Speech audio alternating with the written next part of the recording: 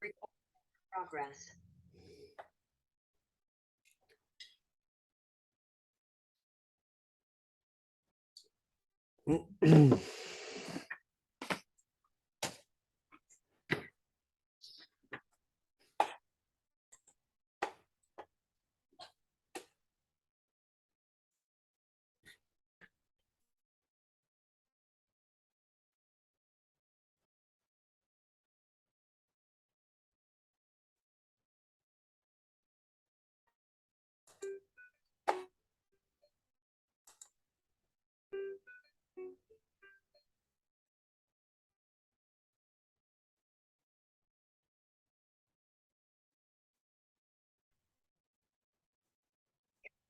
Oh, I love your Love costume. your costume.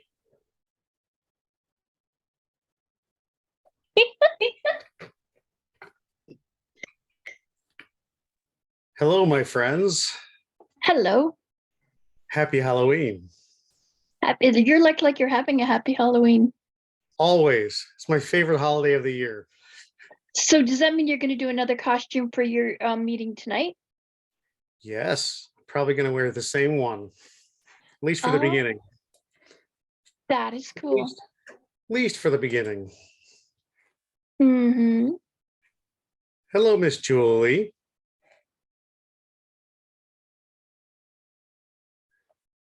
I just love this helmet. It is cool. Had a whole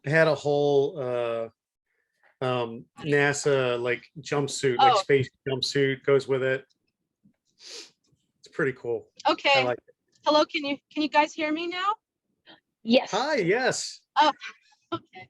I'm in my Happy car. Halloween to so- everybody. Yes, happy Halloween. Take this off. Me and my little space helmet. Hello, Angie. Hello. How are you? Fine. My costume also came with this beautiful NASA hat. Yes. Wow. Where did We you just- get it from? In our area, I don't know if you have them over there, but in our area, there's a Halloween store that crops up every year, only for like a month and a half. But it's called Spirit Halloween. Oh, that sounds cool. Yeah, and Lisa and I just had a Halloween costume party at our house for our local Starship crew. Mhm. So we had some fun with that. So do people come in like costumes or Star Trek costume? Some people came in costume, and some people came in Star Trek costume, and some people neglected to put anything on, which is totally fine. And we had one guy who came dressed up as Apollo from the original series, the Greek Oh, god. Cool. We had my exo came dressed as Belle from Beauty and the Beast, which was really cool. Mm-hmm. Had a couple Section 31 Starfleet officers. So it was a lot of fun. Mm-hmm. Hello, Dorota, how are you? I'm fine, thank you. Good. It's been a while since we've seen you, right? Did you come to the last one? No, I might have missed several. I'm sorry. No, don't be sorry. That's okay. This is something fun that we do on the side, but life comes first. And, if anybody understands, life getting in the way, it's me. Here lately, have not been very active on the Star Trek family because my work schedule has just been absolutely nuts. So I get it. Good to see you, though. Happy Halloween to everybody. Thank you, and good to see you all too. I missed you. We missed you as well. Yes, we missed you. In fact, in my country, the holiday is tomorrow, not today, because we don't celebrate Halloween. We celebrate All Saints Day on the 1st of November.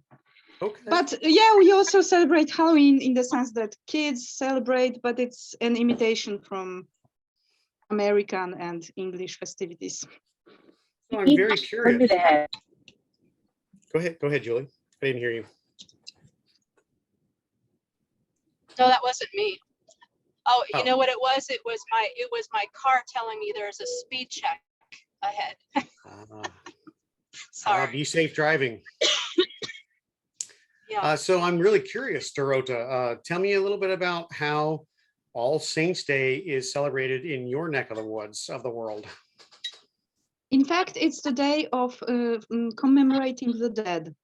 So we go to graveyards and we light a candle, we bring flowers, we pray, and families meet and have meals together. And people, very often for this All Saints Day, people travel long kilometers because not everyone has their graves, their family's graves close to the place where they live. So Sure. it's also an occasion to see living family living far. Okay, so it's more of a sort of day of reflection for lost family members and lost loved ones, and Yeah, it's a sad holiday. That's also why it clashes with the new traditions imported from overseas of celebrating Halloween just the day before and then thinking about one's dead. And especially for people who lost someone recently, it's let's say that by some people it's criticized, but many people also celebrate it. I celebrate Halloween also with my kids because I just find it fun. That's the way that Halloween started, because it was the eve of November the 1st was, like you said, Yeah. a celebration, and it's supposed to be, the legend says that Halloween, the evening before it, is when the between the spirit world and the human world is the closest, and that's where you get all the but that's where the start of Halloween came from the original, like, All Saints Day. Yeah, exactly. I think even the word Halloween means all Holy Eve or something. I don't know exactly, but Yeah, because I think it was Hallows Day or something it used to be called okay. before All Saints Day, and then it Yeah. became Hallows Eve. At least that's what I think it is. Yeah, so in fact the two are related, but in Poland there's this great conflict between Halloween and the more Catholic All Saints Day. sure, that's understandable. But very interesting to hear about how this particular holiday is not only celebrated but revered from around the world. Everybody has different ways of celebrating and observing this day, this day and tomorrow. So thanks for letting us know that. That's pretty interesting. Angie is also in Europe. So Angie, how is Halloween celebrated over there, or All Saints Day? So here in France, it's a little bit like for Dorota. It's the 1st of November. The All Saints is celebrated, but it's just a free day. Mainly, it's just a free day. But in my hometown, in Germany, the 31st is celebrated, but not at Halloween. For us, it's for part of Germans, it's Reformation Day, which means is Protestants and you have Catholics. Oh, from Martin Luther, because Martin Luther was German, right? That's right. Yeah, they love him. So we are celebrating what he did. Interesting. I know that the Halloween that we celebrate in the United States is a far cry from what Europeans celebrate. It's related, but it's definitely taken on its own sort of mythos here in the United States. And a lot of it has to do with commercialization, right? So commercialization of candy. The candy companies wanted something to be a day to be able to get their wares out to the kids, and that's kind of where it went. But it has its basis in a lot of European traditions, like All Saints Day, and so very interesting. I think Americans like Halloween because it's just fun. It's not about spending money. It's not about buying presents. Christmas has become so about stuff, and Halloween's more about getting dressed up, having a little fun, having the kids have fun. And I think it's a little bit more wholesome, you know, even in the macabre way, but I think it's a little bit, you know, I think that's why Americans like it so much. I agree. It's like I said earlier, it's one of my favorite holidays. And you know, I'm 44 now, but I still like to get costumes and dress up and eat candy. And if I could show you my front yard, it's completely decorated with all sorts of fun stuff and smoke machines and, you know, light effects. And That'd be so, cool. but yeah, it's one of my favorite holidays. And you know, I like the fact that you can put on a costume or put on you know, a cosplay or something, and it's totally normal and natural for you to just take on the persona of somebody else for a few hours or for a day, you know, and just have fun, pretend, play. You know, we used to do that when we were kids, right? We used to pretend all the time and play, and Halloween is that for me. It's like a throwback to my childhood. So very cool. Happy Halloween to everybody. Let's get started with the book. What a fascinating read this was. Actually couched in some basic science that I didn't know about. So yeah, the basic premise is that the Enterprise is called to this science lab, right? And they, even though the Federation says stay away from it, the Enterprise goes, and they discover that there were 3 people on the station. 2 of them were dead, and 1 was a survivor who didn't look so good. He was pretty ill, wasn't he? What do we think? What do we think about the opening to that? We're approaching the station and meeting Dr. Adams for the first time. How did that come across to you?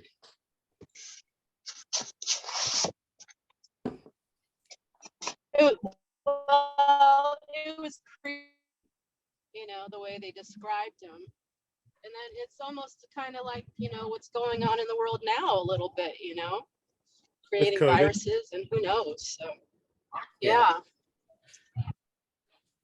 Yeah, I mean, so very plausible. It's very plausible. And I like how Dillard infused the science behind this, the basic story, right? So Dr. Adams was involved in working on this virus for Starfleet, right? We know that. We know it was a form of mutated virus, which was based on, I'm going to get this wrong, porphyria. Anybody ever heard of porphyria before? Porphyria. That's actually a real thing. Have you? Yeah, I used to read. Yes. I used to read a lot of vampire novels, and they always based it on that. That's porphyria. Yeah, that's actually most scholars believe that that's the modern, or rather the medieval basis for the stories revolving around vampires, as the disease porphyria, which nowadays, you know, medical science can treat, can't cure it, but it can treat it. But back in medieval times, they wouldn't have known what that was. You know, it was a blood disease and it was genetic. I actually looked it up because I was very interested. And I found, let's see, porphyria was prevalent, has been with us for millennia, became prevalent among the nobility and royalty of Eastern Europe. It's an inherited blood disorder that causes the body to produce less. On campus to spread the word about the case. Sarah Zhang and Joy Zhang are 2 of the co-founders. I knew that UNC was one of 2 schools being sued in the lawsuit, but we hadn't really heard anything about it at all on campus. And I was like, okay, something needs to be done about this. I talked to my friends. What are we listening to? Was that the radio? I'm sorry, it's me getting out of my car. Can you hear me? It's okay. Yeah, I can hear you. Anyways, sorry. The disease causes the body to produce less heme, which is a critical component of hemoglobin, the protein in red blood cells that carries oxygen from the lungs to the body tissues. And the symptoms are as such: sensitivity to sunlight, facial disfigurement, which causes the gums to recede, which exposes the teeth, which then look like fangs. I didn't know that. Blood drinking. Because the urine of a person with porphyria is dark red, folklore surmised that they were drinking blood. In fact, some physicians had recommended that these patients drink blood to compensate for the defect in the red blood cells, but this recommendation was for animal blood only. But that led to folk tales about people drinking blood. The sulfur content of garlic could lead to an attack of porphyria, leading to very acute pain, thus the aversion of people suffering from it to garlic. Reflections not seen in mirrors, which is the myth around the vampires. People with porphyria would have facial disfigurement, and so a lot of them just avoided mirrors altogether because they didn't want to see their ugly, visage. Mhm. And so other people would notice that they would avoid the mirrors. And then, of course, fear of the crucifix. During the Spanish Inquisition, 600 vampires were reportedly burned at the stake. Some of these accused vampires were innocent sufferers of porphyria. Porphyria patients then had good reason to fear the Christian faith and Christian symbols. So, very interesting. So anyways, that's the actual disease, which is it's very cool that she weaved that into the story. And we know that Dr. Jeff Adams, when they discovered him alive, he was suffering from porphyria, or the virus, right? The mutated virus.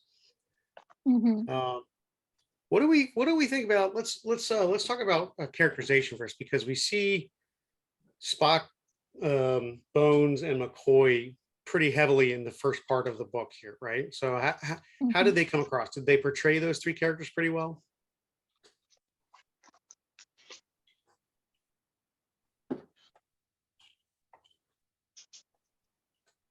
I think they did. At least it sounded, when you're reading it, it sounded like the show, like with McCoy and Spock and their whole thing that they go back and forth on. With Spock and you mean with the way they play off of each other. Oh yeah, like they had their little conflicts and everything. Yeah, so they, that played, and Kirk always being like the one to try to rescue everybody, just played according to type. I agree. I think Bones was very well, like, dead on. Like Bones, McCoy was very well portrayed in this. He was a very strong portrayal of him. Spock was sort of in the middle for me, and then Kirk, I felt like you see shades of Kirk in the representation in the book, but I didn't really feel like it didn't come across as Kirk to me. What was missing? I don't really know. I know Kirk is a very sort of emotional character, where he's prone to like jumping to action before really thinking things through sometimes. But in this one, it felt like he was more, I don't want to say standoffish, but more story driven than character driven, you mean? Yeah, like he was aggressive. He showed a lot of sort of anger or hatred or fear of Dr. Adams and the virus, and it didn't really, I don't know, it just didn't come across as Kirk to me. Does anybody feel that way? I found him to be a secondary character. McCoy was a primary character, and Kirk, of course, he has to be there. He's a captain, and he has a story part, but not so important than usual. Yeah, that's smack on. I agree with you there, Angie. Go ahead, Rose. Yeah, it's liked the sorry. No, go ahead. I liked the characterizations, and also Kirk, for me, he felt really spot on. I liked the dialogue, really, really liked. It was my favorite thing to read in this book, because I wasn't so very fond of the plot or the main story, but the dialogue, I really felt like I was listening to an original series episode. Okay. But what I appreciated less is that when I read Star Trek literature, I usually expect to be a lot in the presence of the characters whom I know from TV and whom I love.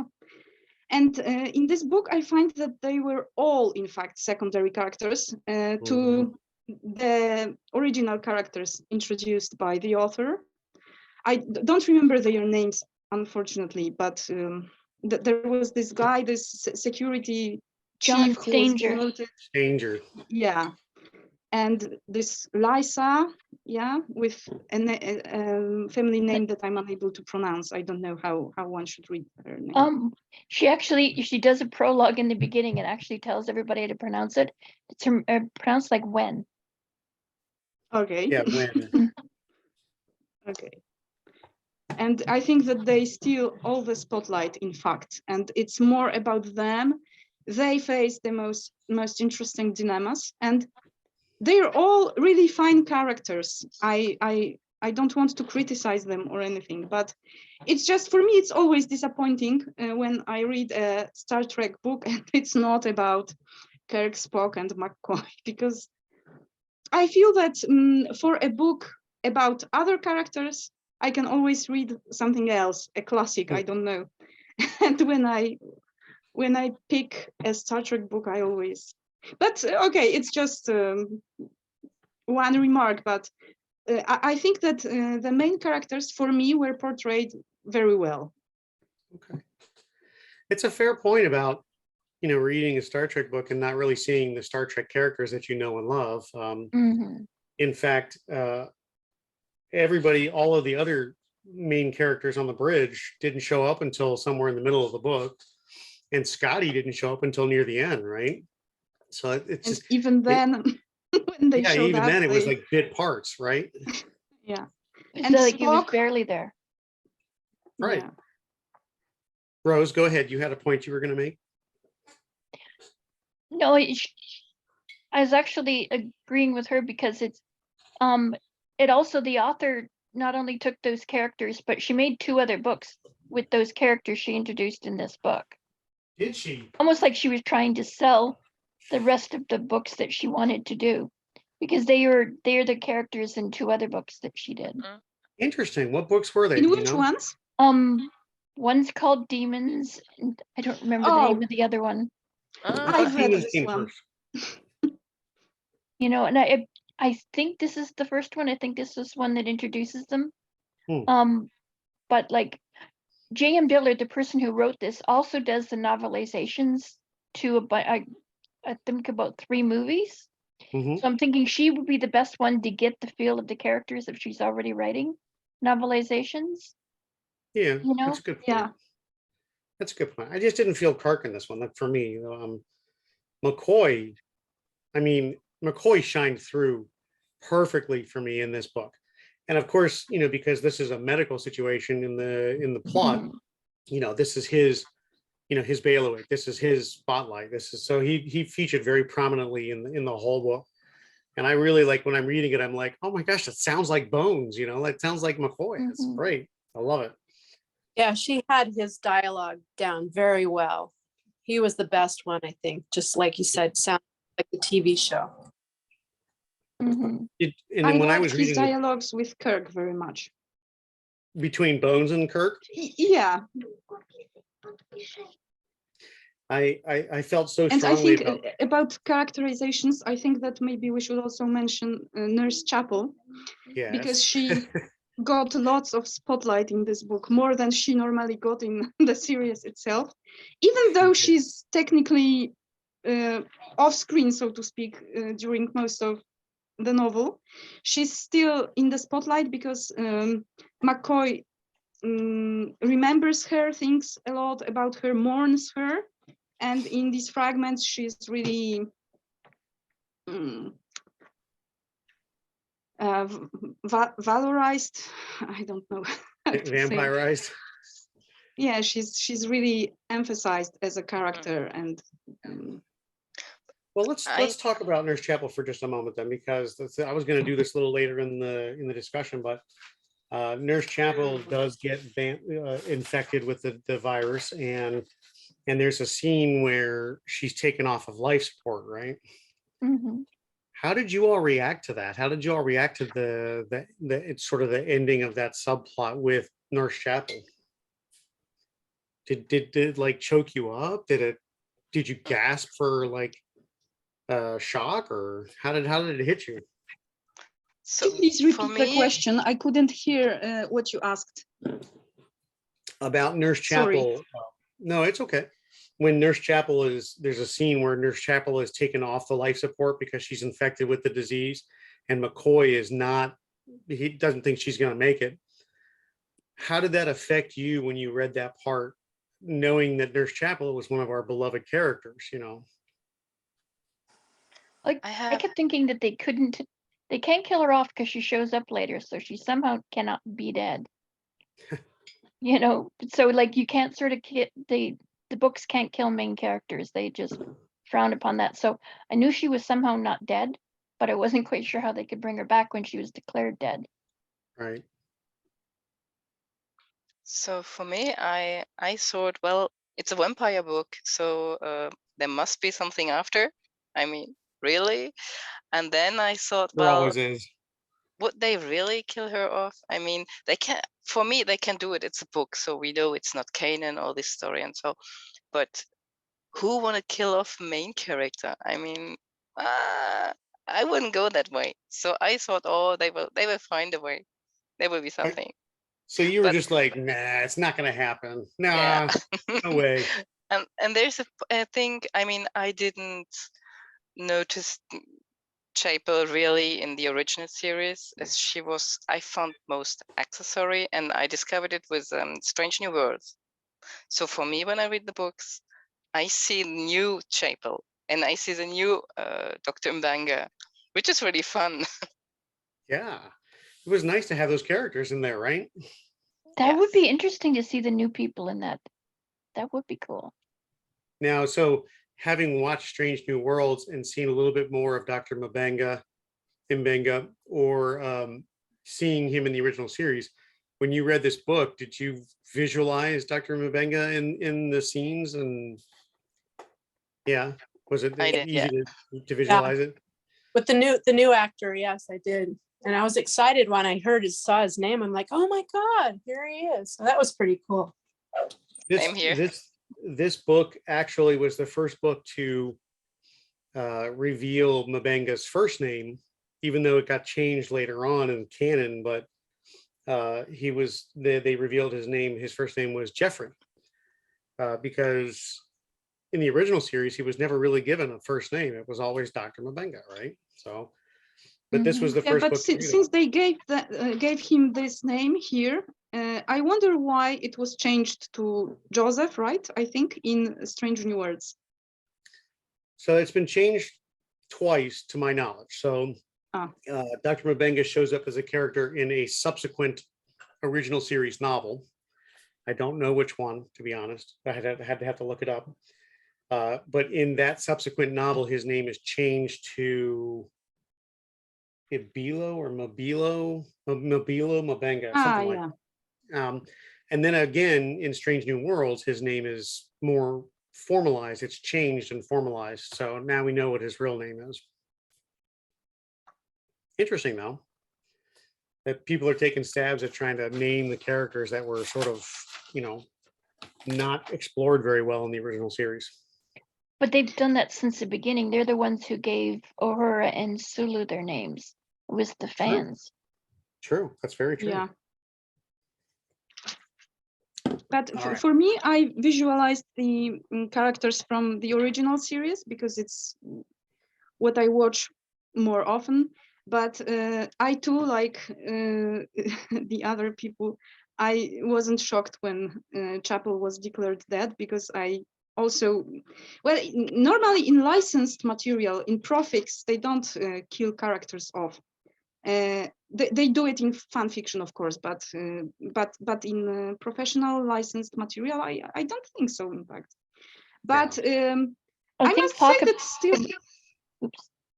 I think Pocketbooks even has a deal that they can't kill the main characters. Yeah, exactly. I think so too. And yeah, that's why you can't really believe it. But I must say that still I was quite moved when McCoy was mourning her, because he didn't know that she couldn't be really dead for Right. yeah, for good. So Somebody should have his told pain him. at least was genuine. And Oh. No, you guys are absolutely right. It was touching that he was mourning her in the way that he was, and Mhm. there is a deal that says that the novelists can't kill off main characters, but even if they did, we all know that in Star Trek, death is never a permanent thing, right? Because we've seen several characters brought back to life after, so Definitely. it too happens. many, But, because now we can't interestingly, believe anymore in death. it's interesting that they chose Chapel for this particular part of the story there, where she gets infected and then dies or comes close to death or whatever, rather than somebody else. But I think Do it you was know- a very good choice. It was, she Yeah. was the most convenient choice. Yeah, she That's was true, a that's- nurse. And she was working heavily on helping McCoy with the research, right? So, I mean, she Mhm. would have had firsthand access to the virus, I guess, right? Hmm. So, interesting. All right, so we come to the station, we meet Dr. Adams, and they're trying to investigate what killed off all of the scientists. Dr. Adams is not being very forthcoming, right? So Spock and Bones start to suspect that there's a conspiracy going on at Starfleet to develop a biological weapon, right? So what happens next? They call someone at Starfleet, right? Kirk calls his old friend. Is that the one you're talking about? Before that, Oh, okay.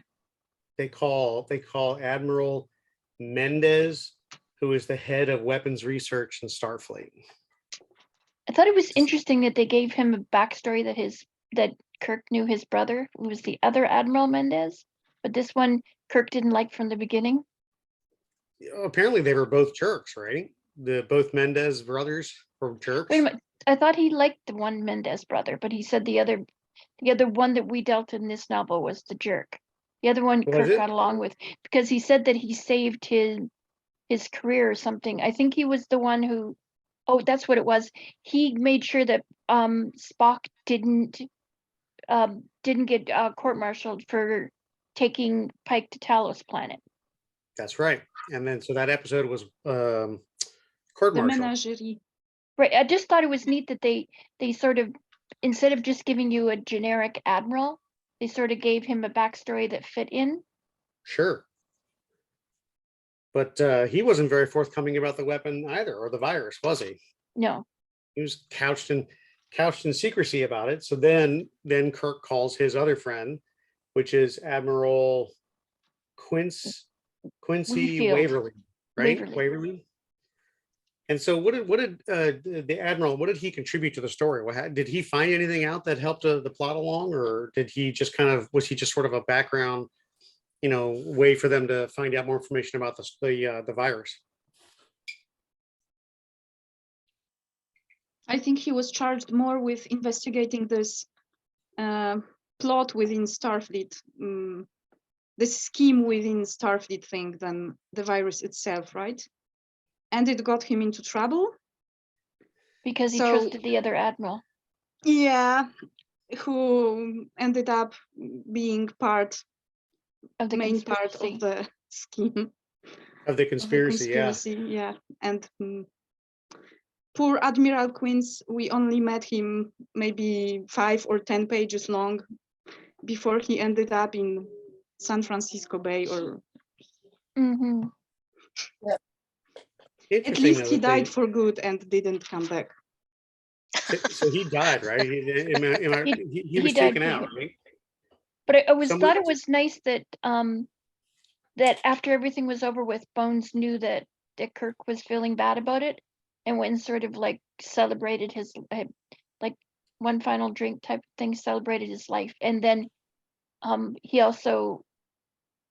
I like how that they ended it. They ended it quite well. They just didn't leave him in the bay. They didn't leave him in the bay? Like, you know what I mean? Like the story just didn't end with him dying. Oh, gotcha. They sort of they tied up the loose ends. Yeah, I mean, they did that pretty well in this book, I think. It's sort of near the end. They tied it up really nice. So yeah, Admiral Quince goes looking, poking his head around and looking for answers.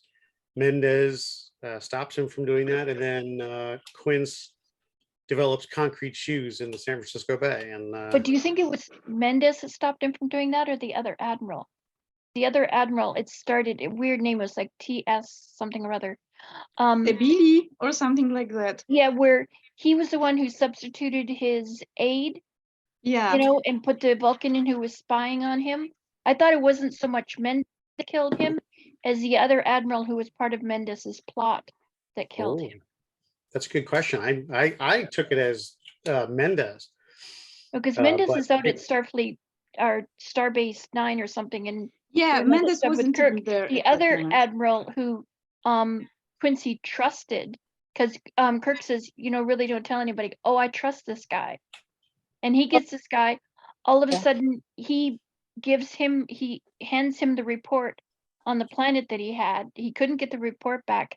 His aide gets substituted for this Vulcan that he really didn't like.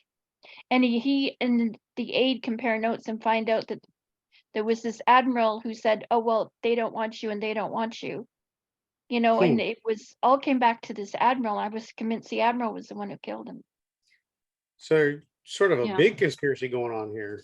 I mean, we've seen some dirty admirals in the past, but we got two right now that we're talking about. Right. Mendez, and then the one that I forget his name.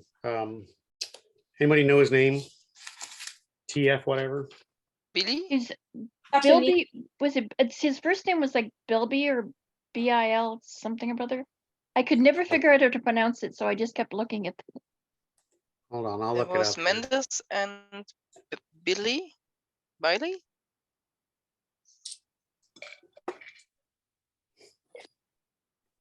Characters. Waverly.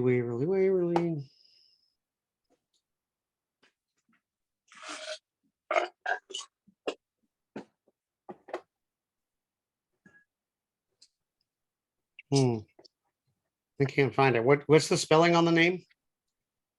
The first name is BIL something, and the second name is like TSLUUL, something like that. First name BILI. Oh, BILI. Okay, good. Just had it here, so. Huh, it's not showing up here.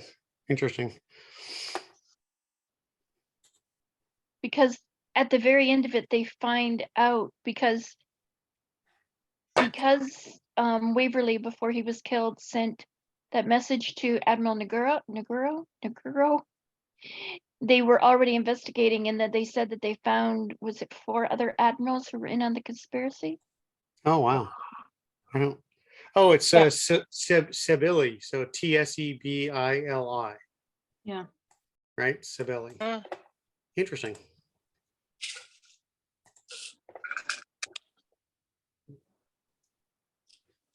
All right. You mentioned earlier that we mentioned that the main Enterprise characters don't show up for quite some time, but we do get introduced to these new characters on the Enterprise that are like security officers or lower ranked.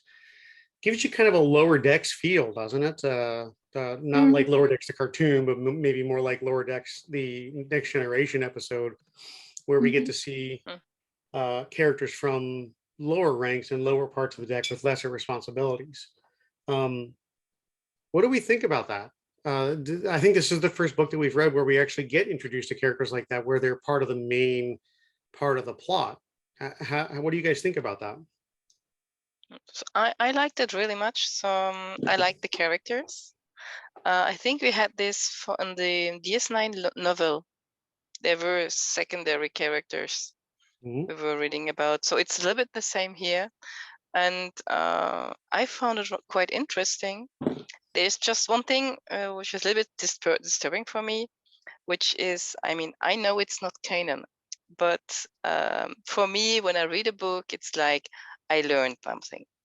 So last time I learned a lot of things about an Andorian, and right now I learn a lot of other things maybe completely different for the same still Andorians. So this was a little bit confusing, but I like the characters. Okay, that's fair enough.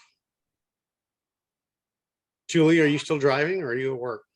No, I'm at home now. I'm on a fourth vacation, so now I'm home.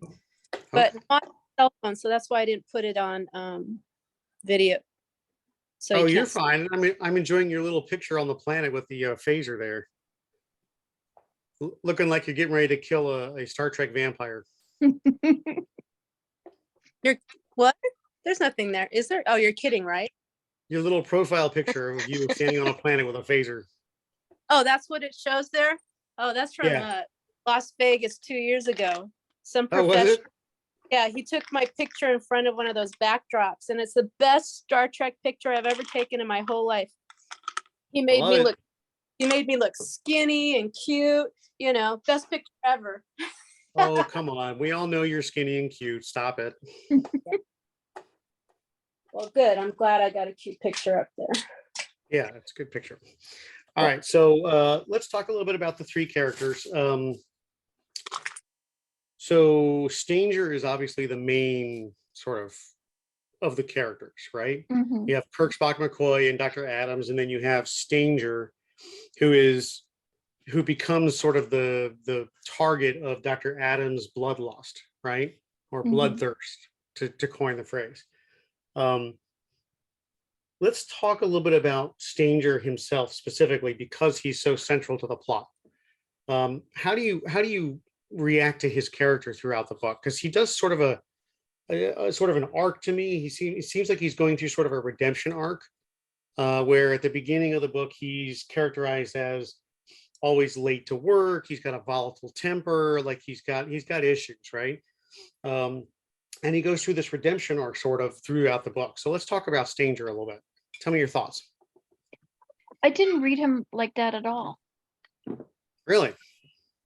Because at the beginning he was called on the carpet for being late to work, but it was like he didn't mean to be late. He was like, he set an alarm and everything, and he still showed up. He's like, he's trying. It's got to be because he was head of security before he was demoted, so he went back to being an ensign. So that's got to be a difficult thing to walk into, to be an ensign in a place that you ran. Well, not that particular place, but that department. Right.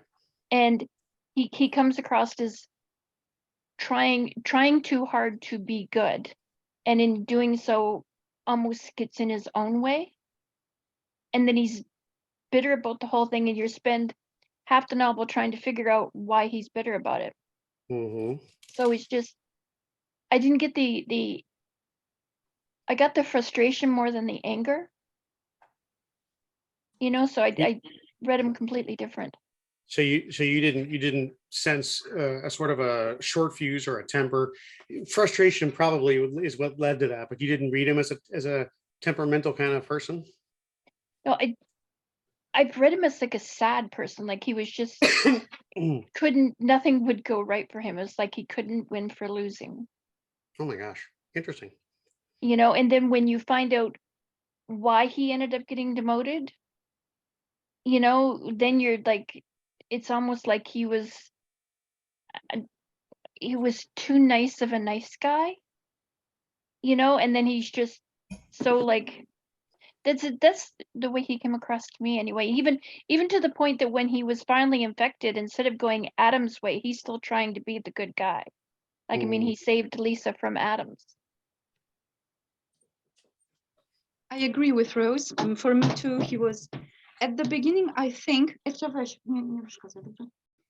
beginning, I think that we were supposed we were being deliberately misled into thinking that he was maybe not a villain, but a character who is a little bit, not nice to this Andorian with whom he flirts, and then he withdraws. He's behaving like this, like he's a little bit cold, but you can feel that it's not really mean, but just that he's closed up, or I don't know how to say it in English, but Sorry. But at the end, and I think when his storyline develops, you really see that he was. Yeah, there's a little ghost You have behind him, you have a maybe because Romulan it's behind Halloween.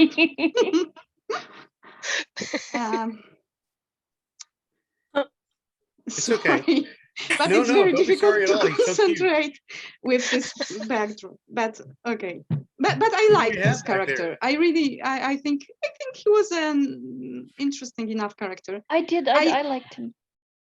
From the beginning, when it was said that he had been demoted because he had had a forbidden weapon, I thought that he was most probably framed, but and then it kind of got confirmed at the end. But it was a very sad story with this this girl. I don't remember her name, Rose or Rosa. Rosa. Okay. Rosa. Yeah, Rosa. That's right, Rosa. I had a similar impression. I felt him. He was a sad guy, a lot of frustration, and in the beginning, obviously, a lot of problems with women.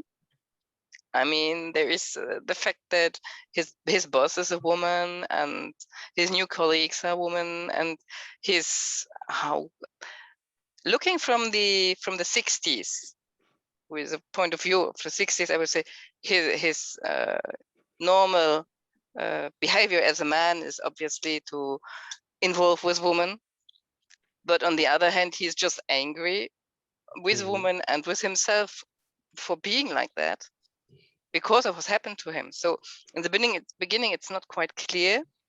Later, when they explain the story, you can understand why. But so a lot of frustration in the beginning. Yeah, definitely. Julie, did you have any thoughts about Stanger? I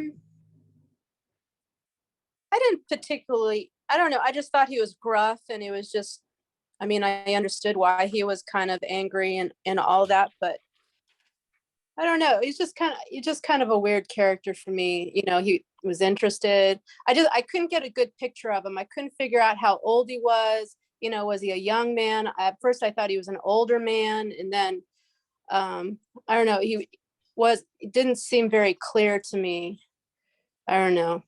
Maybe he wasn't as filled out a character for me as for you guys, maybe. I don't know. Couldn't get a good grasp of him. Well, that's okay. I mean, I kind of feel the same way a little bit. Like, it's interesting that Rose, Angie, and Dorota actually agree with each other on the characterization of Stanger, and I'm sort of on the other side of it, where I read it differently. And it's so interesting that we can read the same thing and just see it in different ways. But could it be like a female male perspective? Because you see more from being him, and we're more from seeing being like you get it from like the male point of view, that you could put yourself more in his place than we could. That's an interesting point of view. That's an interesting point. I didn't think about that, but yeah, I mean, I am the only guy on the Zoom here, so I mean, maybe that's what it is. Interesting. And you got the species, I guess. I got what? You got to defend your species. Well, I don't know about that. Because let's be honest, most men are dogs, right? I mean, come on. I'm not a big fan of some guys because they treat women like horrible. So you know, I don't defend very many of them. Somebody just rang my front doorbell. I'm gonna be right back. You guys can continue talking. I'll be right back. Okay.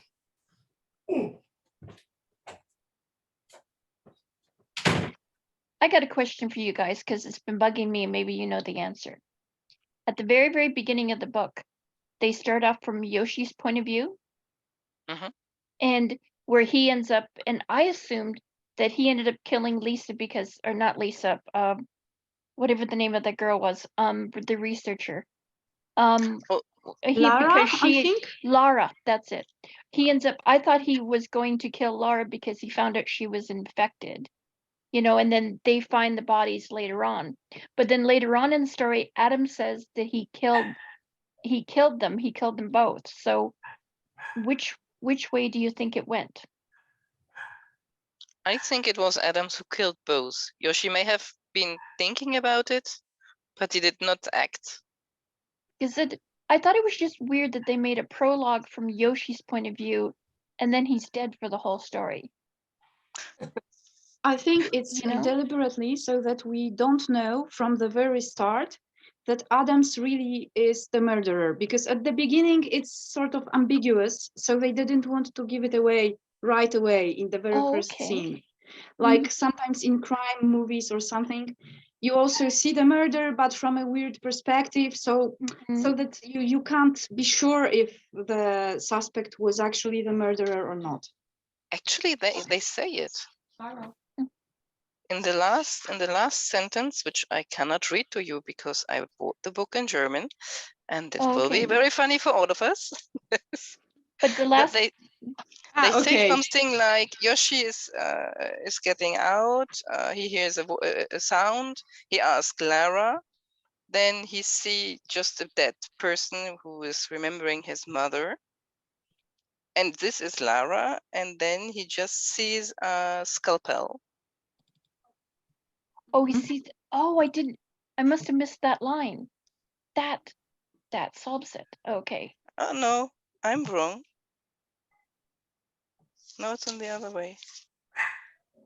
No, we see the scalpel when Yoshi is using it. Okay. So no, you're right. It's not clear.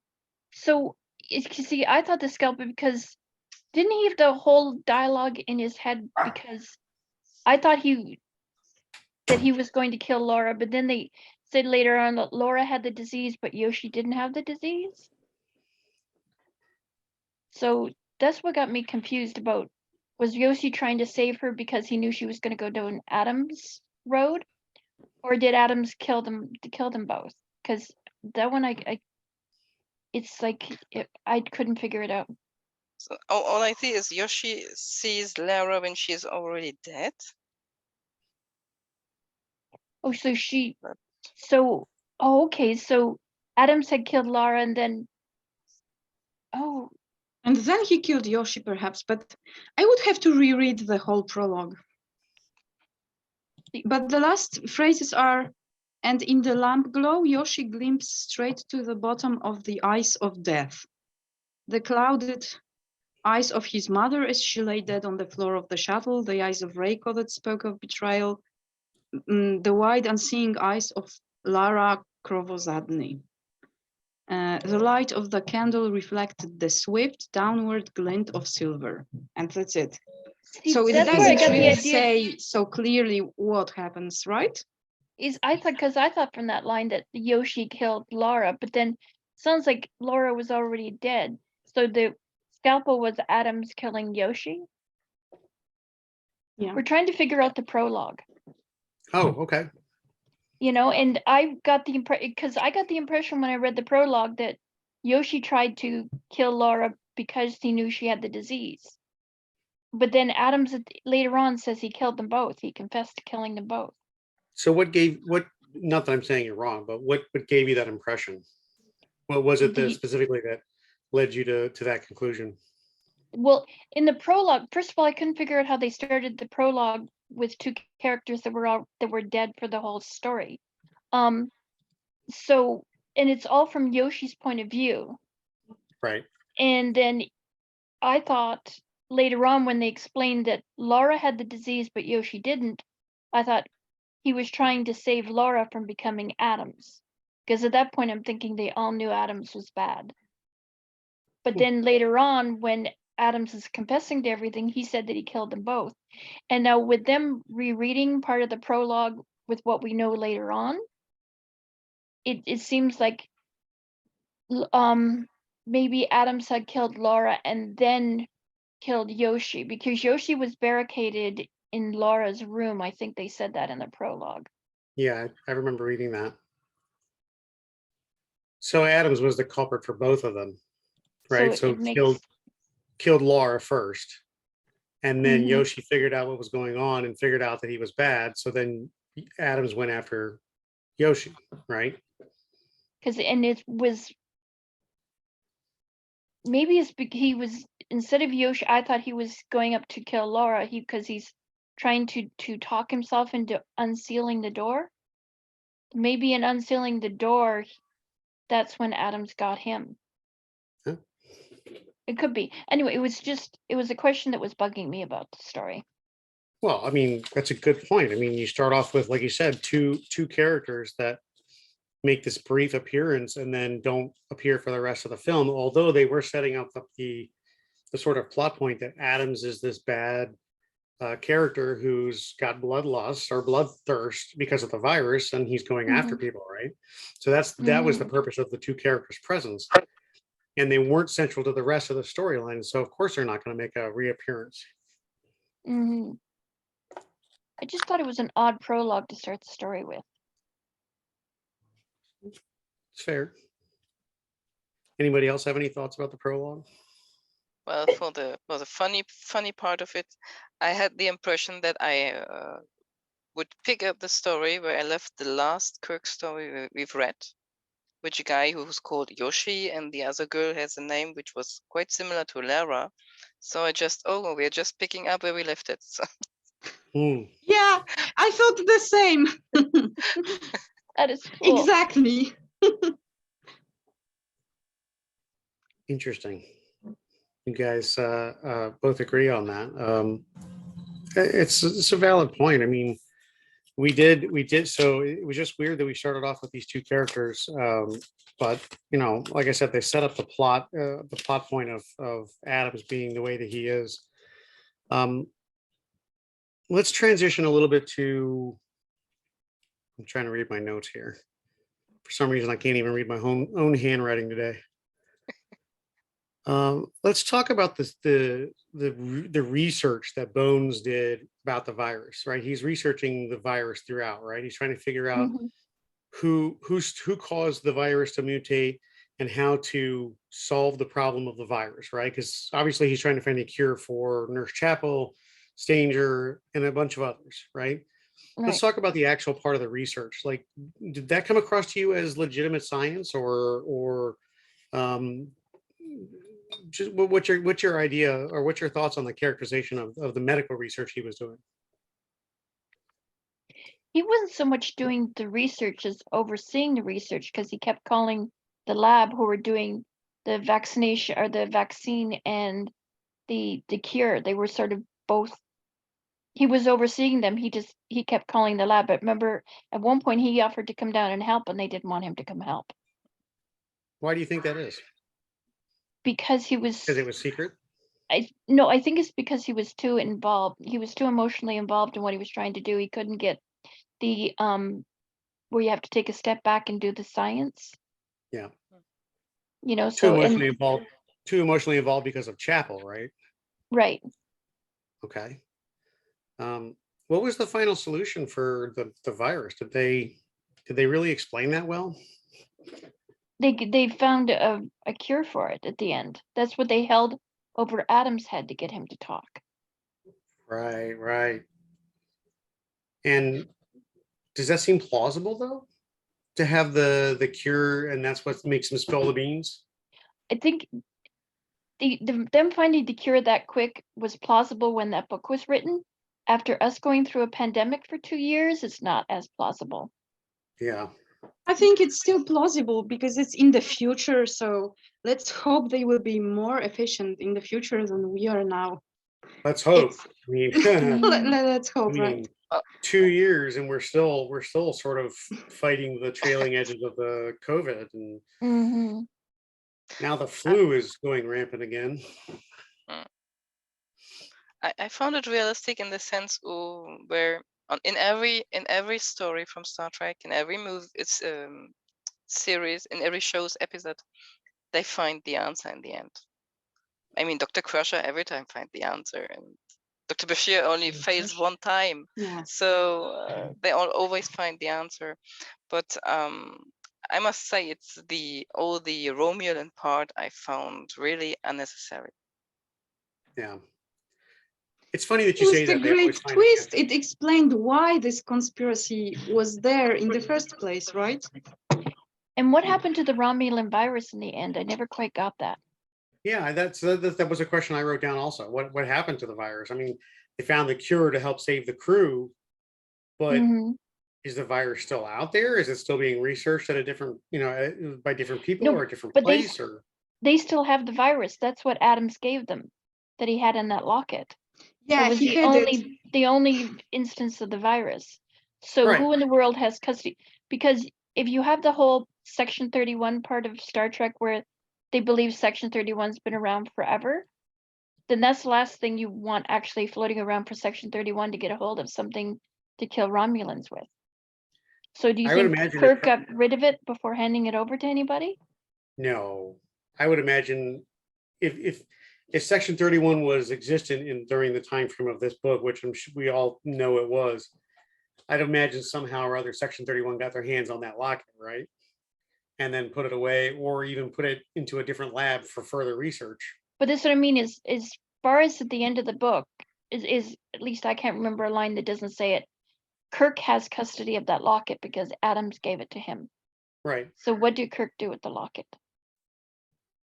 I don't remember. I think he made it very clear that he wanted to make sure it would be never used actually against the Romulans. But I don't remember if it was stated clearly what he did with it, whether he destroyed it or gave it to the Romulans. I don't think so. But because wouldn't you be leery as Kirk because he just went through this? They find 5 different admirals who were in on this illegal bio research to hand it over to anybody? But from what I had understood, they only had the human version of the virus because the Romulan version was in the dead body of the Vulcan. No, Adams had it around his neck. It was his Adams was jail wearing free card. a little sample of it, and he gave it to Kirk in the end, in return for the cure and for not handing him over to the Romulans. But the question is, was the sample of the virus in the locket? Or no, maybe stuck it in the airlock and shot it out into space, with a little detonation thingy on it. Yeah, right. That would be the best idea. It would technically, but the little sample of the virus that was in. Mark, I think you're frozen. Oh, you're back. Am I frozen? No, now you're back. Okay, I'm back. Whew. I think I just got airlocked. My internet said you're done. Was the sample of the virus that was in the locket, was that really the only sample of the virus, or was there more on the station that they just hadn't discovered yet? Well, the only other thing they had was the Vulcan's body, but nobody could get to the stasis chamber, the hidden stasis chamber. Gotcha. There had to have been more samples somewhere. Had to have been. Yeah. I think there had to have been, especially if it was such a secret weapons project as they made it out to be. I mean, you don't put all your secret weapons in one place, right? You probably have other places where they are, or multiple stations researching it or whatever. Yeah, but it's secret, but also secret from the main organization itself. It was illegal, which means that they can't have too many backups because it means also they can be discovered more easily. It's true. That's true. Anybody else? Don't you think that if they said they investigated and they found those admirals, that the investigative committee investigating this would end up back on Tanis? Because they would need to get into that vault because the only other viable, like if they wanted it, was that Vulcan's body. Right. I mean, it makes total sense. I guess that's what they would have to do if they really wanted to get at it,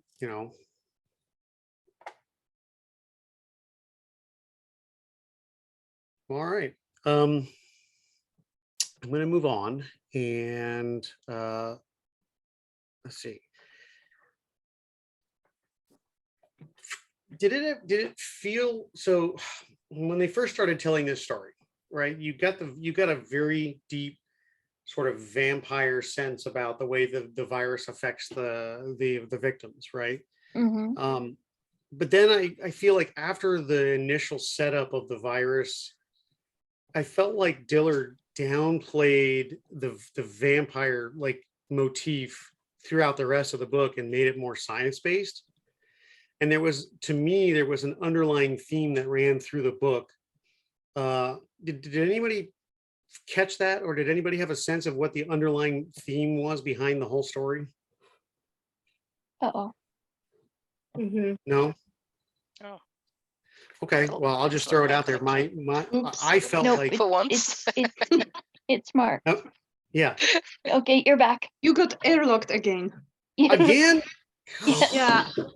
I mean, you have to remake your point because we want to hear Yeah, the you point. must say it again. Oh no. Make sure he gets airlocked again. He's going to be okay. Yeah, I'm ready. it's maybe more careful to keep it on. I'm ready for you, Internet. Okay, so what you said was the overall. So in my opinion, I felt like there was this underlying theme of loss, just loss in general, right? So a couple of points, bullet points right off the top. We talked about Stanger. He lost his rank, he lost his position, he lost his confidence. He even lost trust in his girlfriend Lamia, because I guess whatever caused him to lose his rank, he expected her to step up and admit to her doing it or whatever, and he ended up getting thrown under the bus. So he has this loss of trust, right? Mm-hmm. Then we have the character Lamia, his girlfriend, who was disowned by her family for joining Starfleet. We find out that little tidbit about her. So there's that loss of her family.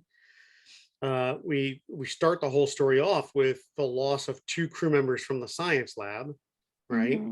And then we have the loss of Nurse Chapel, right? Which plays into sort of the end of that. And then there's another character named Thompson who lost her Second boyfriend. in command. Her I what? thought it was the second. He may have been her boyfriend, but he was her second in command. Right. Okay. So And her lost that. boyfriend. So, and of course, Adams at the end of the story, he loses everything when he admits to what was going on and what he was doing. So I sense this, the overarching theme of the book was about loss. Oh, and how you deal with it. And how you deal with it. Like you see all these characters dealing with it in different ways.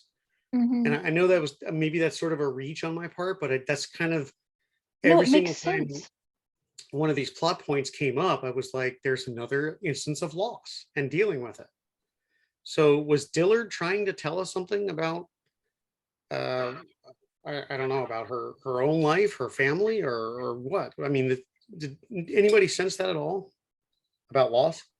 Once you said it, once you put it together, it made sense, because even with Lisa, she was going to either have to lose Starfleet or lose her family, because they wanted her in that group marriage, right? Right. And then they had with Waverly, in taking the promotion to Admiral, he lost what he loved best about Starfleet. Exactly.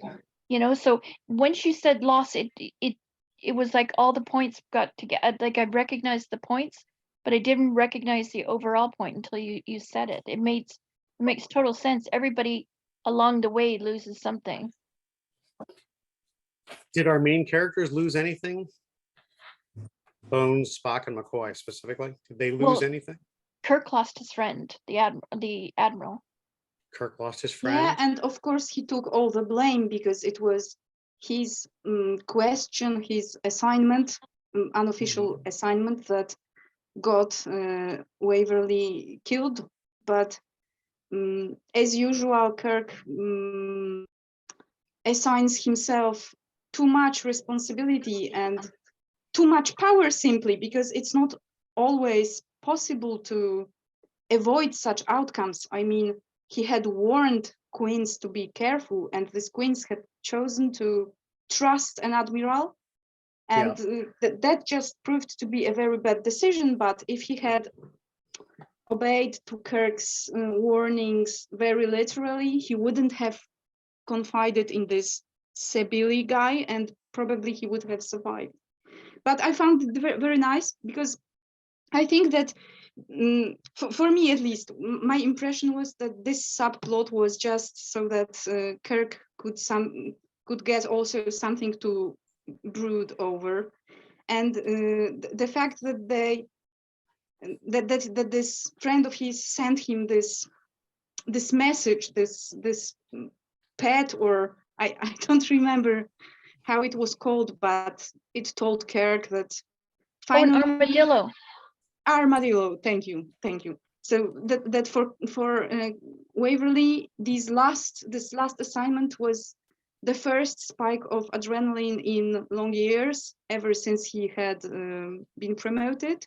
So in fact, it was not all loss; it was also gain, because he had the impression of doing something meaningful. He went out being happy. Exactly. And I think that with other losses, it's kind of maybe the same. These people have to learn to navigate, to cope with them. But at the same time, the very same theme is being sabotaged awfully by the fact that some of the losses are just, reversed, like Chapel, who wakes up and, oh, I was only hibernating after all. So all this process of mourning is invalidated by that. They don't have to cope because she's not lost. But don't you think that because they lost her, that you don't appreciate something until it's gone? That they, like, especially with McCoy and even Spock, that they didn't realize how valuable Chapel was to them until she wasn't there. Therefore, they'll come across with a better relationship to her in the future.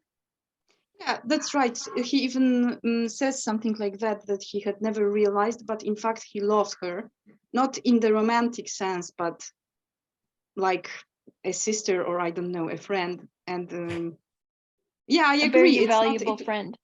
Yeah, a valuable friend. So it wasn't meaningless, but in the end, they didn't have to cope with the loss because she wasn't lost. It's again, but other characters, it's how you deal. It's like all the losses and how they deal with it, and McCoy, in dealing with it, was able to appreciate her more. Yes. When she came back. When she revived, yes. Yeah, when she revived. I think it's an interesting point. I love the concept behind the book. I love the concept of, like I said at the beginning, I love the fact that she used real science with the porphyria. Mm-hmm. I love that she based it and couched it in that framework. But once she got that established, and of course, this book is obviously meant to be, sort of a delve into the horror genre, which we don't see often in Star Trek. But once she got that established, she backed off of the vampire theme and made it more science related, and then started talking about other things which are also horrific to us, which is loss. Well, it's like she drew you in with the vampire thing, and then sort of kept you with the science. Bait and switch. It's like the scene that they described when they realized how the virus worked, and the Vulcan had been put in stasis when he was the first to die, and they realized that he would have come out of hibernation and not been able to get out, and therefore, like, sort of, it was like dying of thirst almost. Like, it'd be a very horrific type of death. Sure. Yeah. And you find out that he's not the bad guy that everybody portrayed him. He was sort of working undercover, almost like for Starfleet. I don't know if it was official or he was just investigating and was going to report to Starfleet, and they found him out. The Vulcan? Yeah. Yeah. Yeah, exactly. I must say I found Spock's behavior a little bit obsessing. To be obsessed with. I mean, in what way? Certainly not the first dead lost Vulcan body he ever discovered. But he was very into, I have to save his Catra, and I have to save his body, and I have to bring him back home. I mean, I've never seen it so, emotional from his part on this behavior. I mean, if it just would be get the body back to examine it and to see if the virus is inside it or not, I would have understood. But it was just like, oh my God, my people, I have to get him back. I have to bring him home. And I found this a little bit overreacting. Yeah, none Not It a may have bad. been because the book was written in 1987, I think. And I think it was just after they brought the whole concept of Katra. Like it was done for what, Star Trek 4 or 3? 3. And I think maybe it was on her mind and therefore she threw it in the story because they wouldn't have been able to talk about it beforehand because it was still a very, very new Vulcan concept and maybe she wanted to explore it. Well, I mean, think about the beginning of Star Trek 3 when Ambassador Sarek comes to Kirk and is very single-minded about why didn't you bring his body home? He's obviously took, steps to protect his Katra. So even Sarek, granted that's his son, Spock is, but even Sarek seems a little bit obsessed at the beginning of the film in the return of Spock so that they can reunite his body in Katra. So that's a really good point because again, it's 87. It was right after, let's see, I think Star Trek 3 was 86, 85, something like that. So yeah, that's a good point. I mean, it would explain why Spock came across as sort of obsessive about it. But they didn't really mention the Katra in the book, though, did they? There was a scene in it where Spock was trying to say that, can I save his Katra? Can I get to him? And I think at one point he even says it's too late to save. Oh. But then I think he got obsessed with, not obsessed exactly, that this was a Vulcan doing something that was very, very un-Vulcan-like. And I think it was a mystery and Spock can't resist a mystery. I think that's another reason why he was set on trying to find this guy. That's a good point too. Because we know Spock, that's the way he gets a mystery, he gets involved in a mystery and he's got to investigate it. So that's a good point. That's all the plot points that I wanted to talk about that I wrote down. What some of your thoughts, some of your questions about the book, anything strike you funny or was particular compelling or anything at all? I have another question. Sure. So, I mean, I really like Spock, but I have to admit, I did not watch, I did watch it years ago, very long time ago, the original series. So in the book, there's a moment when they are prisoners on the Romulan warbird, and Spock just goes like, okay, let me do this. And then he just uses his telepathic sensors to get in the mind of the Romulans. And I was not aware that he would have these capacities. So normally they have to use his hands to get on the mind of the other people. So this confused me. In the original series, there are episodes where he does his telepathic magic through walls, and even with aliens, like from Andromeda Galaxy, through a wall he gets a glimpse of the mind of a Kelvan who is now borrowing a human body, but who is a giant octopus or something like that. And he gets a glimpse of that through a wall. So didn't they also say that he was saying that because the Romulans and the Vulcans are so similar, that it was easier for him to do that because it was almost doing it like to a Vulcan because their chemistry is so similar? I have read it in the other sense. I have read that it was harder because they had more capacities than humans. He also said he did it to the less intelligent one too. I even think I remember seeing some scenes where Tuvok in Voyager does something similar. Like they have telepathic capabilities, and the best way to make that connection is with the mind meld. But I do believe they have certain capabilities for projection. As long as it's very, very not anything overly complicated. And didn't he just have him like open a door or something? It was a really simple command. I can't remember exactly. But it was what he wanted the Romulan guard to do. So it was a very, very simple command to get him to do. Gotcha. I think in A Taste of Armageddon, he also gets a guard to open the door through this door, but I'm not sure. I don't want to. I think you're right. Yeah, he did it on that planet. There was that continual war, where everybody had. A Taste of Armageddon. Yeah, that's the episode. can I just pause for a moment and recognize Dorota's background? You are definitely a fan of the original series, yes? So the background, you've got this red and green, like I know the wall is painted and you have a curtain on the other side, but you've got this very sort of original series hallway lighting type thing going on. Like, let me see if I can. What? Yeah, so this is a hallway from the original series where you got the green on one side and the red on the other.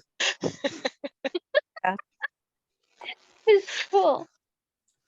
I've been staring at it the whole time, like, wow, that's pretty cool. Showing off your love for the original series. It's just a room at my father-in-law's house because we are at my father-in-law's for the All Saints Day, and we're getting about to go to the graveyard tomorrow. So I'm not even at home, so I don't have my. I didn't have my Star Trek gadgets to display or use, but okay. That's if okay. you think my That's background resembles as original series set, then it's even better. Hey, I was giving you some mad bonus points there. That was great. Definitely. Especially after reading an original series novel. That's perfect. I wanted to ask a question too, because Mark said several times that it was a horror book. So I wanted to ask you, did it scare anyone? Because it didn't scare me, but maybe someone had this kind of reaction. You know, despite the actual science behind what they were talking about, the porphyria or whatever, I have been watching nonstop because, again, Halloween is my favorite holiday of the year. I love Christmas, but Halloween is it. Every single day in October, I watch nonstop horror films. Oh. And I watch all of the classic films, the classic Dracula, the classic Frankenstein, Mummy, Werewolf, all of that. And then I watch the newer ones, the ones that are a lot more graphic and special effects driven. So you get a variety of, horror movies. If I think back to the original, like Frankenstein, for instance, I wasn't particularly scared by the movie, but the concept behind it was scary to me. And that's how I view this book. Because this book, there was a science behind it, but at the same time, she kept alluding to that vampire sense. And when I was reading it, I had vampire stuck in my head. And so, yeah, it wasn't like overly scary, but I could see it placed in the horror bucket. Am I the only one? It's the closest I'm ever going to get to read a horror novel because I don't do horror movies, novels, anything. Okay. So it's very much my sister's thing. She can watch everything under the sun like that, and it's just not my thing. The only time I started reading vampire novels is when they made them into heroes instead of villains. Like the Anne Rice books. I can't read Anne Rice, but otherwise, yeah. I loved Anne Rice. Those were so good. My brother says the best thing to do is go down to New Orleans. With Anne Rice has got a house there, and I guess they do, especially Halloween, they just do it up really big. Nice. New Orleans? I know I'm saying it wrong. New Orleans? New Orleans. Everybody says it different. No worries. It's like Newfoundland and Newfoundland. It's sort of our thing. I live in a state here in the US called Maryland. And I've actually had people from the United States that I've been talking to, like, say, if I'm calling customer service or whatever, and I've actually had people call it Maryland. Really? Because they read it instead of heard it. Right, because they read it phonetically, which is Mary. It's spelled Mary Land, but it's pronounced Maryland. So is this some kind of Worcestershire sauce thing? Is it what? The famous sauce from England, Worcestershire sauce. Yes. Oh, yes. Same sort of deal. Yep. Yeah. Interesting. Any other thoughts on the book? Anything that you particularly enjoyed, you particularly liked? Yeah, I wanted to say one more thing about the original characters, because you only asked about Stanger, but not about Lamia and Lysa, who were also very important and well-fleshed characters. And I wanted to say that I was really relieved, so to speak, or positively surprised, because I really liked these characters. I thought they were well built, had a little storyline each, and they weren't, you know, these flawless, perfect characters. Like one-dimensional. They weren't one-dimensional. Yeah, exactly. And I think previously I read another novel by this author. It was called Demons. And there is the original character called Anitra Lanter, or something like that. I don't know how to pronounce it, but anyway, she's the model Mary Sue character, if you know what I mean. She's the perfect, young, beautiful maverick, and she can do everything. And, you know, to the point in which Spock, when she gets incapacitated because something, Spock says, okay, now we can't search for solution because Anitra was the specialist in that, and now that she's incapacitated, we won't be able to find it. And McCoy falls in love with her, and everyone, it's so horrible that annoying. Oh, that would be annoying.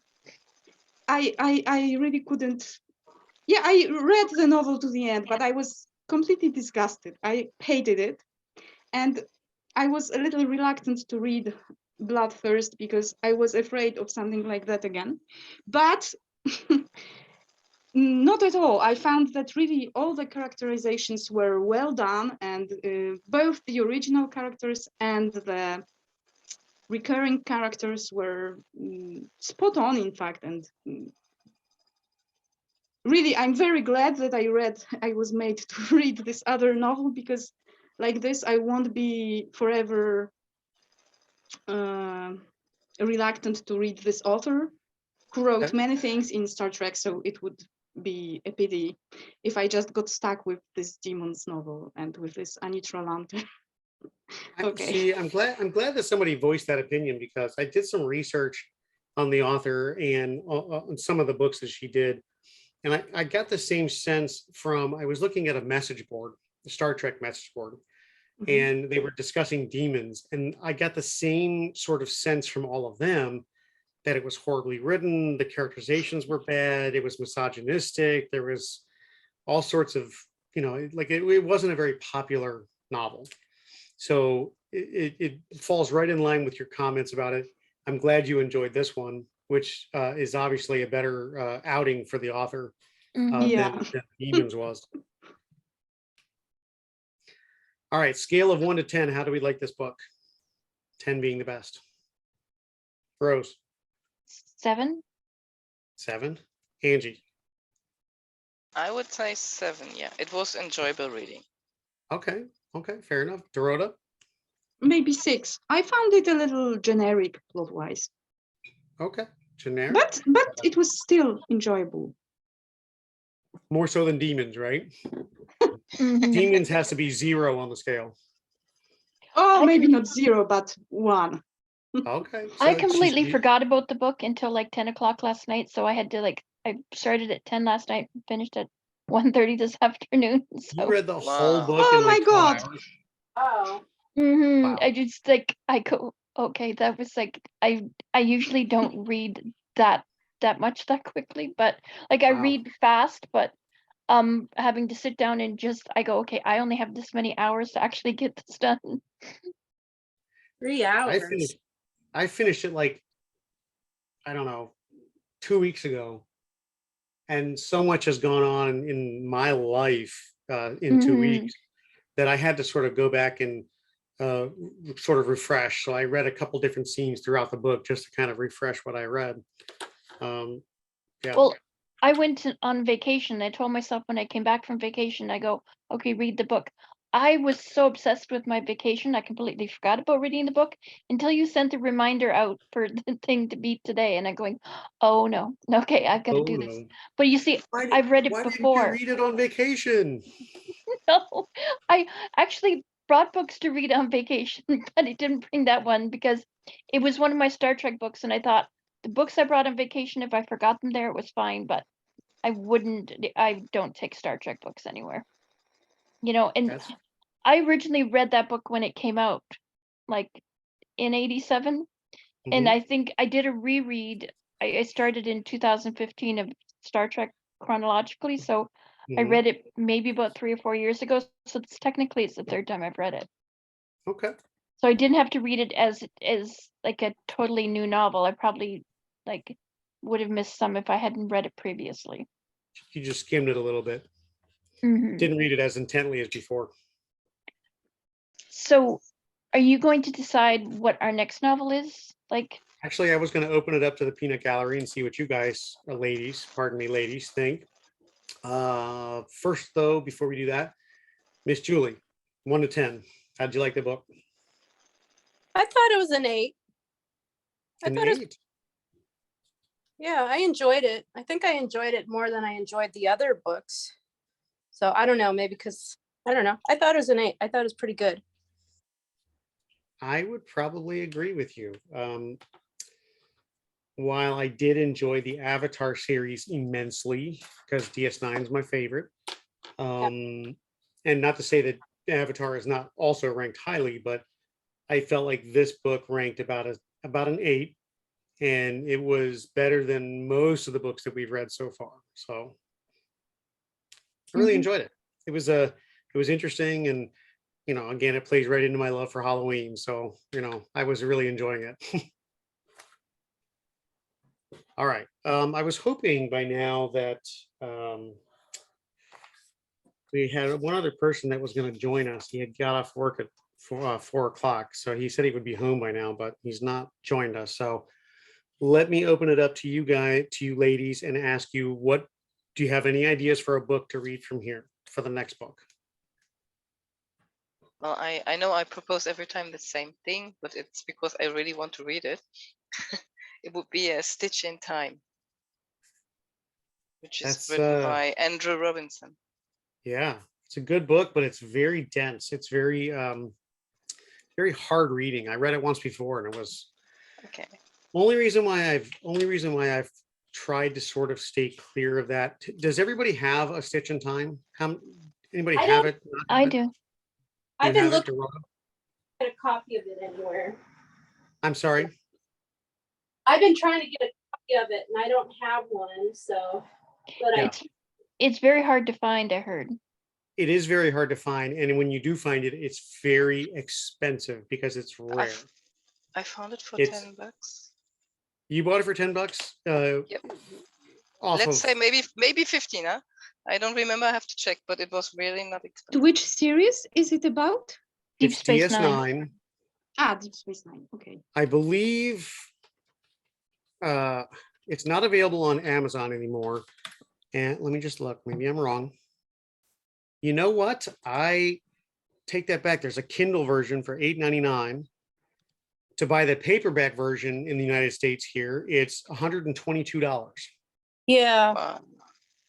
Maybe So some. I had this if with you have Kindle. Bloodthirst. I had this with Bloodthirst. When I looked at it Amazon, it was about 100 and more. When I bought it when it originally came out, I think I paid $7 for it. I think I must have bought it when it first came out too. But it wasn't that expensive. But now it's become so rare. I'm looking at eBay right now, just for giggles. DS9, A Stitch in Time. The cheapest one is $99.95. Wow. That's off of eBay. Yeah. So that's the only reason why I've tried to steer clear of that book so far, because I know it's going to be a little harder for people to get a hold of. Okay, now, I if you have a understand. Kindle, I fully understand. I'm sorry. And you have I fully understand. It's not a problem. I didn't know, because as I found it easily, I thought it would be available easily. So that's no problem. If does everybody here use Kindle or not? Yeah, I don't. No. Dorota, do I you? tried to complete I do, my, and I my have real. an ebook of this book already. I once Okay. bought it at some occasion. I have many ebooks that I bought, sometimes in large quantities, because I was getting a discount when I was buying more. So I just Yeah, saw that I have it on my account. So I don't even I have remember buying it, but I have it. Okay, good. Julie, do Yeah, you I use don't Kindle? have one that I bought years ago. I don't even know if it still works. I never used it. The Kindle? Okay. Yeah, I I mean, prefer we a can paper book, to be honest. certainly try it. And whoever can get a hold of it can get a hold of it. I'll certainly recommend the Kindle version because you don't want to spend $122 on it for a paperback book. Oh, definitely not. Yeah. But we can Are go we? for another. It's not a problem, really. I didn't know. It was just, it's the I reason was because I proposed it. I Oh was no, wondering, do it. since we've done Deep Space Nine and we've done the original, that we could do like Voyager Enterprise or maybe New Frontiers, like another one of the series. That's it. Okay. Voyager. I'm thinking of the Voyager relaunch Or now. even like Discovery or Picard, like any one of the other series that they've got going. Oh, one of the newer ones that came out. Yeah.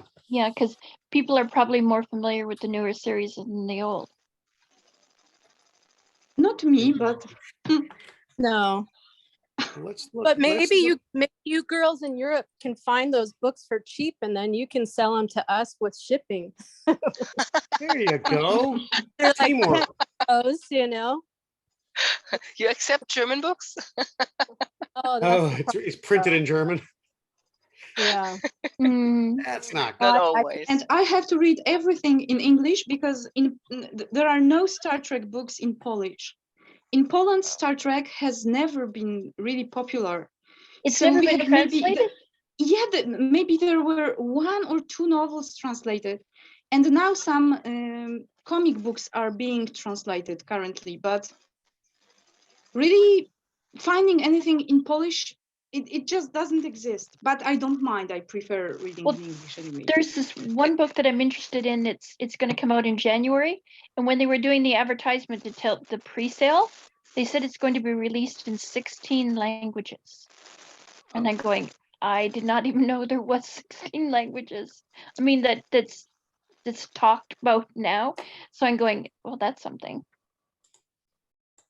Here in France, you can't find any French Star Trek book. It's just not a thing here. So every time I check out English or German version, and sometimes I order it from United States, sometimes from UK, sometimes from Germany, wherever I find it. I heard that when some of the books, when they translate the title into the language like French or German or whatever, and then you take that and translate it back into English, it's a completely different title. Yeah, that's true. Yeah, I'm sure that's possible. It That's happens very with possible. shows, episodes as well. Well, the episodes change title too? Yeah. Yes. And sometimes, for example, they are changed in a way that in Polish they contain a spoiler, a major spoiler. So, do you know an example off the top of your head? I have to think because I usually watch in English too, but it happened to me several times to see what the Polish title was and go like, but that gives away the main plot. Oh, I can, when I find the examples, I can post them on the group, but that right would be now, great. I'd really like to know that. If I'm not mistaken, there was one of the original Star Trek movies that had the same problem in Germany, where they translated the title into something else, into German, and there was no literal translation from English to German, and so they used a different word, and it sort of changed the meaning of the title of the movie. And I think that was Wrath of Khan, but I'm not sure. Oh, okay. I'd have to look it up. Which one? The Wrath of Khan, I think. Ah. Translate in German for me. I have to remember. My God. I will get the DVD. Wait a second. I still have DVD. That's okay. So do I. All right. So I'm going to throw this book out there and see what you guys think. We'll wait for Angie to come back for her opinion too. But this is the beginning of the relaunch novels for Star Trek Voyager. And it picks up right after the end of the series, after the finale Endgame, and then starts a new set of adventures for the crew of the Voyager. That sounds good. Sounds good. Yeah. I'm not sure if I have it. Do we want to try this one or do we want to try a different one? Give me 1 second. I'm just making sure if I have it or not. And what year was it published? Good question. Let's find out. Oh, I have it on my on my Kindle account. 2003. Kindle. I've got it. Okay. Yay. Yeah. Oh, talking about a German translation. Is that the German translation right there? What is Yeah, that? it's something like Heimkehr? the anger of Khan. The anger of Khan? Oh, Yeah. that's cool. Yeah. Which, I mean, anger and wrath are not too far off, but you know, it does kind of change the way you look at the title of the movie. So. But I like what they were saying where it spoils the whole episode with them changing the title. That I want to see. That would be interesting. I will post on the group and I will tag you. So that would be great. I would, because I really want to know. Will this be the next book you're showing? Well, this is the one we were talking about. How do you feel about doing? This is the first book in the Voyager relaunch. It's a story that takes place after Voyager gets back to Earth after the series finale, Endgame, and then it starts a whole new set of adventures for the Voyager. That seems cool. nice. I just have to check if I can find it here. I'm actually in a rewatch of Voyager right now. I'm in season 5, and Voyager was never really my favorite show. I mean, I liked it. I watched it. I thought it was one of the I don't want to say worst. That's not the right word, but one of the lesser developed shows. Wasn't nearly as polished and clean as the others. But anyways, I'm doing this relaunch right now, and I'm finding a lot more value in Voyager than I ever thought that I'd ever seen before. So I never cared for 7 of 9 on Voyager. There was a line where they were it was like an advertisement or something, or somebody said that they brought 7 of 9 in to bring the sex back in Star Trek. And I think that turned me off. I could not like her the whole show. I didn't start liking her until she came back in Picard. Yeah, then I started liking her again. I've just gotten to the point of the series where she is going through socialization classes with the Doctor, and she's learning how to become human again. In fact, the one I'm watching right now is the one where she went on her first date and it was a disaster. Like, she chose some engineering crew member and asked him out on a date. They went to the holodeck and it was horrible. Like, ripped his arm out of his socket or something. They tried to put her and Chakotay together and it did not work. Huh? They tried to put her and Chakotay together and it did not work. Yeah. But I think the problem with Voyager also is that it rehashes themes that has already been done well elsewhere. For example, in TNG, we have maybe only one episode about, or two, I don't know, but we have several episodes about a Borg trying to become an individual again. You know, this Hugh character who also comes back in Picard, only to be killed, I think. But they did it really, the episode where the first episode with Hugh, when he becomes friend with Geordi, it's really a super poignant episode, very moving.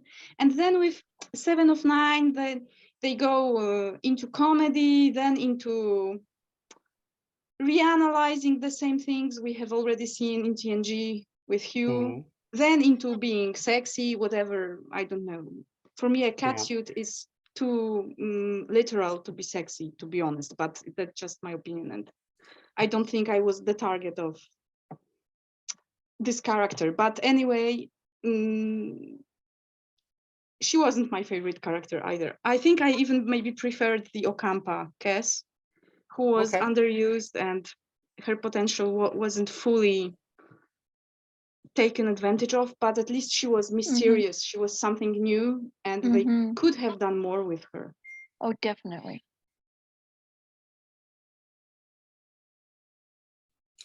Sorry, work's texting me right now. I'm going to ignore them. I'm going to airlock my phone. Well, all right. That brings to a conclusion our discussion for today. Angie, did you have a chance to? Yeah, it was a pretty good discussion today. I love this book. I wonder one more thing, if I may, because you seem to enjoy linguistic curiosities. So there's one thing I wanted to tell you, but it's a little silly. So I wouldn't like to offend anyone because you're good company. But then the name of one of the characters of the book that we've just read, Lara Krowozadny, okay, her name means something in Polish, and it's something that's extremely silly. So and obviously it's unintended, but for a Polish reader, well, you can't ignore it because it's just words that mean it. So I wondered if you would like to know what it means in Polish, but I prevent you that it's kind of silly. Of course. Hey, listen, I don't get offended easily, so please. Okay. Krowa is a cow in Poland, and zadny means the rare part. So krowozadny is like the cow's posterior. Okay. That's good. That's very interesting. I wonder if the author knew that, or she just picked up a name that sounded good. I don't think she knew it. Besides, I think that this name was supposed to be Russian. And in Russian, it may very well mean something else or nothing at all. But in Polish, I think it just happens to mean that. That's lacking research. Awesome. That's awesome. Thank you so much for telling me that. You pinned the tail on the donkey there. I definitely am very much into linguistic, studies. At one point in my life, I used to speak 8 languages. Oh, that's awesome. Not all completely fluent, but I knew enough to be able to get by if I was ever in that country. And German was one of them, and I never did French, but yeah. Did you ever hear about, there was a couple who met at a Star Trek convention? What about Polish? And did you try Polish? Polish, I've never tried it. However, my grandfather was a first-generation Polish immigrant here to the United States, and he would always speak Polish to me when I would go visit him, and I thought it was the coolest thing in the world, but I never tried to pick it up. He tried. I never latched onto it. I should. Definitely. Do you know at least hello or good morning or something? In Polish, no. What is hello or good morning? Good morning is dzień dobry. Dzień dobry. Perfect. Okay. That Dzień is dobry. cool.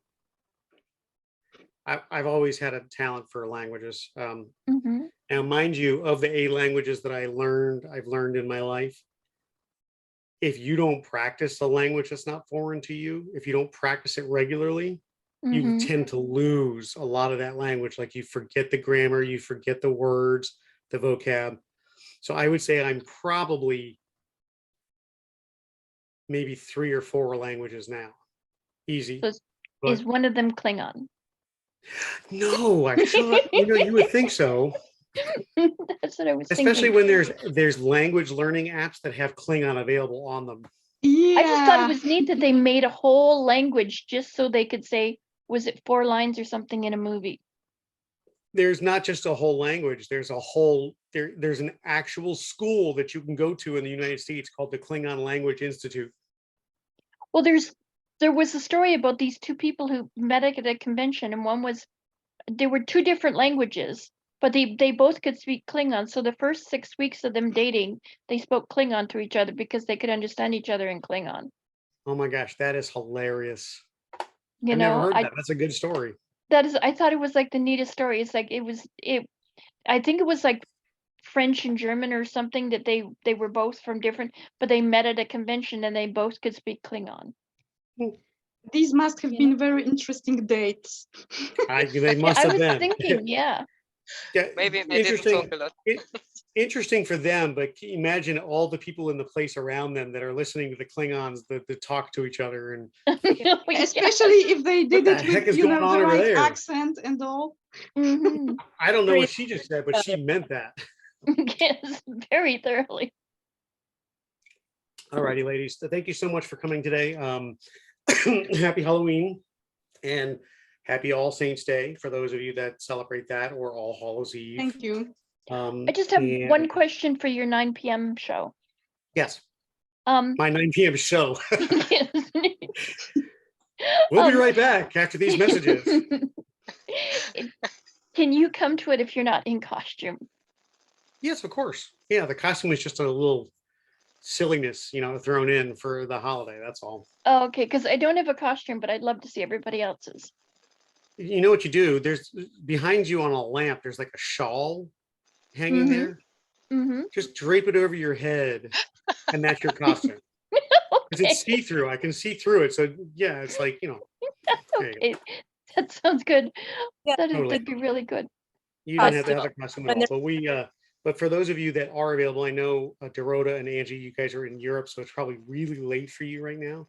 At 2 a.m. 9 p.m. my time, which is would have to be like 3 or 4 a.m. their time, right? Yeah, I think probably. it's actually 2 or 3. Yeah, we just changed time yesterday, which is quite confusing. We change on Sunday. It's coming up, fast. But at 9 p.m. my time, we're going to be doing a Halloween Star Trek family Zoom. We're going to do, I have a small list of like Halloween themed Star Trek trivia questions. And then we're going to watch a scary episode of Star Trek, which I still have to figure out which one I'm doing. So that's going to be our night. And I've encouraged people to wear costumes to the Zoom. So we'll see what happens. Be great. Thank you very much for hosting this. I had a really good time. You're very welcome. Always a pleasure to see you. Thank I will put me up too. And I wanted to say thank you for the hour, because it's really the perfect hour for me, and I'm in Europe, so I know that for you it's in the middle of the day, but for me it just took care of my Halloween evening, and I'm so happy. I'm so glad to hear that. And yeah, we definitely, I want to try to get as many people involved as possible. It's always better for me to try to do this on a Saturday or Sunday, because 3 p.m. in the afternoon here on the East Coast of the United States, people are generally at work during the week. So it's hard to try to get everybody involved. Julie's usually at work. Who's the other person that's usually at work? Somebody. Anyways, it's hard to try to find a medium balance so that we can get everybody involved, because I do want to include folks from Europe, and so it's nice meeting people from other countries. Very much so. All right, so for us too. Yeah, definitely. I will put up on the Facebook page the next book, which is Voyager Homecoming. And we'll try to see a week, 2 weeks to see how long it takes for everybody to get it. And then we'll get started. So live long and prosper, my friends, and we'll see you next time. Take care. Yeah. All right. Thanks for coming out. Bye-bye. Enjoy your evening. You as well. Bye. Thank you. Bye-bye. Bye. Thank you. You're very welcome. Good to see you.